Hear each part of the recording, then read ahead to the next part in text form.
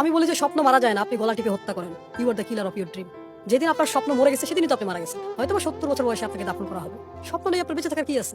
আপনি দায়বদ্ধ একটা জীবন পার করছেন, যে কিছু দায় আছে, ছেলে মেয়েকে পড়াইতে হবে, বড় করতে হবে। এর জন্য আমি মাঝে মাঝে জিজ্ঞাসা করি আপনি কি জীবিত না জীবন্ত। আমরা হচ্ছে অনেকে জীবিত মৃত। তাকায় থাকে। আমরা জীবিত মৃত। আমরা আসলে জীবিত না, আমরা জীবন্ত মৃত। আমরা একটা জীবন্ত লাশ, যাকে কবরস্থ করা হয়নি। পৃথিবীর সব থেকে দামি জায়গা কোনটা বলেন তো? কবরস্থান। যেখানে হাজার কোটি বিলিয়ন বিলিয়ন ডলারের আইডিয়া মারা গেছে, এক্সিকিউশন করে নাই, প্রকাশ করতে পারে নাই। মানুষ কি বলবে?